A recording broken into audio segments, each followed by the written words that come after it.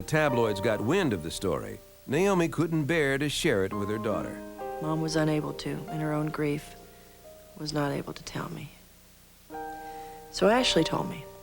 You have to peel away the stories. You have to peel away what you've been taught to find out who you really are. And that information was key in that process for her. And I just thought she would just burn up the road and knock on his door before the dark. Years and years went by. She didn't do anything. That was really the big shock. I fell apart, went through who am I, and had this life inside me. Heavily pregnant, Wynonna desperately tried to absorb the news and finish up the last leg of her tour. She decided she was in no condition to meet her father in person and focused instead on her pregnancy. In December of 1994, Wynonna gave birth to a son, Elijah. 1 year later, she learned she was pregnant again and finally married Arch Kelly before giving birth to daughter Grace. Her third CD was released a few weeks later, in February of 1996. Titled Revelations, it cryptically referred to all she'd learned about herself in the last 2 years. You got to find somebody to love you, someone to be there for you night and day. She basically just sort of like said, you know, I'll do whatever music I want to do. And the third album that we did together, that's sort of where we were. This time around, Wynonna's music was not what radio had in mind. Revelations strayed even farther from the traditional country sound, and critics began to wonder if Wynonna would ever again match the commercial success of her first solo album. I struggled for 9-10 months making these records, and when they don't sell, it hurts my heart like anything else. A record company with all of their wonderful people and all of their kindness get right in your face and say, hey, you're a dud. Country music wants to have a speed limit. Wynonna's a Ferrari. After more than a decade of defining country music, Wynonna suddenly wondered if she no longer fit in. She struggled with her weight. She struggled with the comments about it.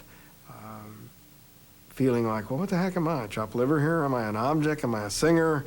Am I a human being? Well, Wynonna needs to do this today, and she needs to do that, and she needs to lose some weight, and she needs to dye her hair more red, or, you know, I got so much of that. I have so many marketing stories of people sitting around in a room going, well, we've just come up with this idea. What do you think? And I'm going, where's the exit?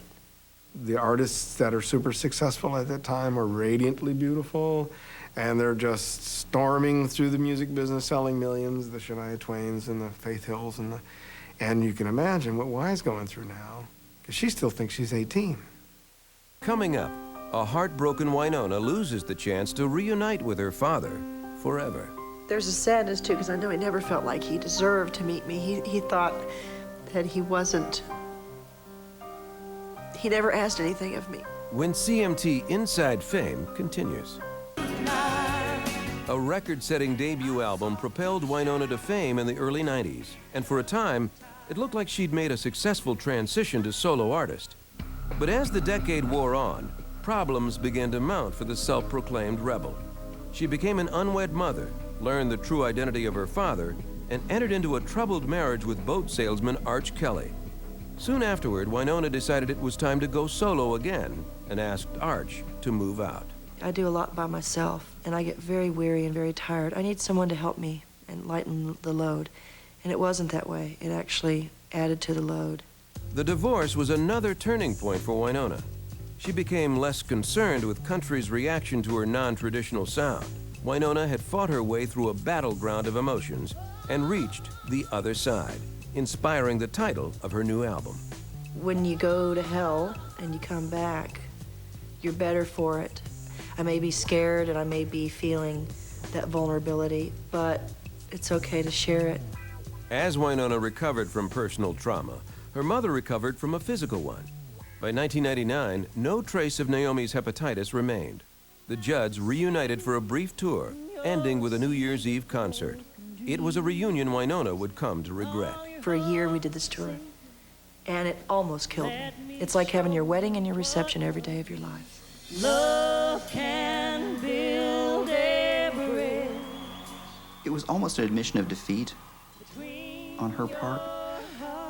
I would have liked for her to become more and more independent, but that is not the case. I mean, this is a very tight family. It's like going to live with your parents again. I reverted back to 18. After finishing the tour, Wynonna released New Day Dawning, an album title she hoped would apply to her personal life. Can nobody love you like I do? 4 years after learning the true identity of her birth father, Wynonna decided she was at last ready to meet Charlie Jordan face to face. Still, she kept putting the meeting off. If you don't make decisions in life, life will make decisions for you.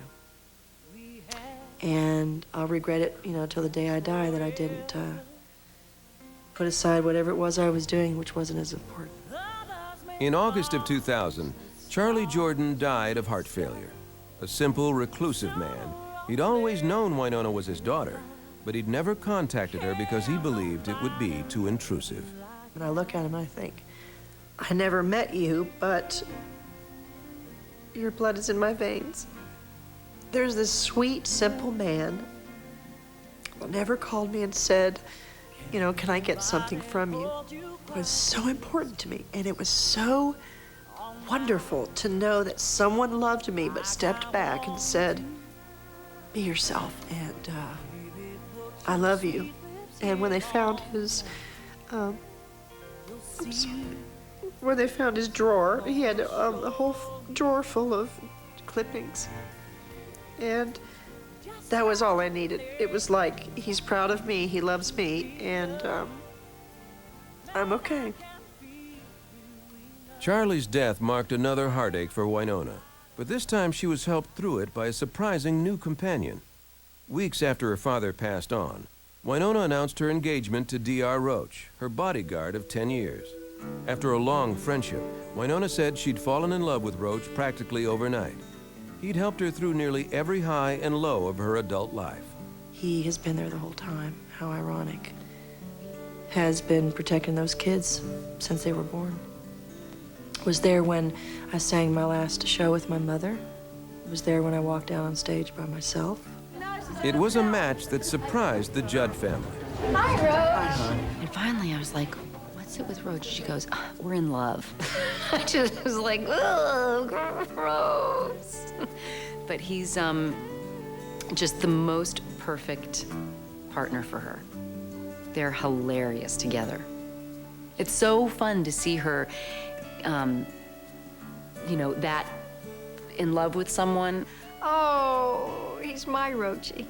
I loved Roach before Wynonna recognized that he was the man of her dreams. By the summer of 2002, it was time for Wynonna to turn her attention to another album. This time a collaboration with award-winning producer Dan Huff, set for release in 2003.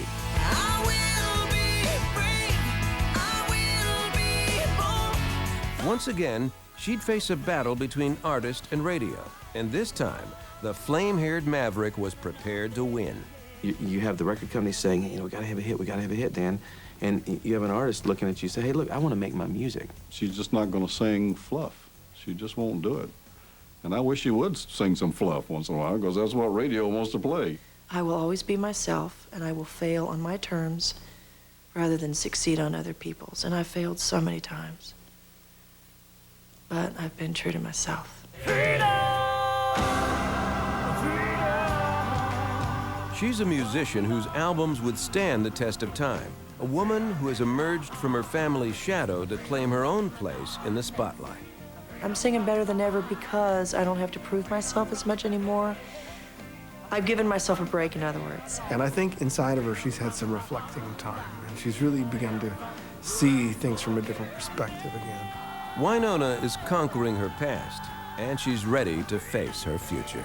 I've spent a lot of years traumatized by trying to be and do, and now I am, and I will, and I can, and I'm just kind of breathing and feeling life again, like I can do anything.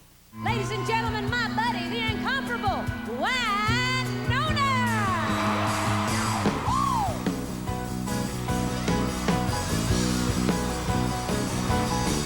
Yeah, everybody read about her. You can find her in the checkout line.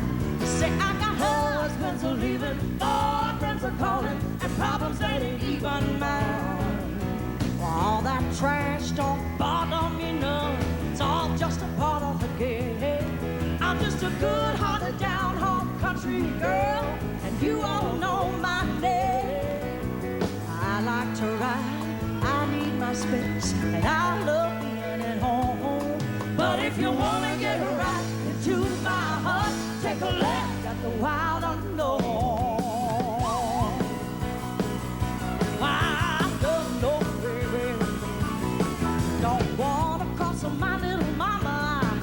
You sure don't wanna mess with me. 'Cause there's a wild streak running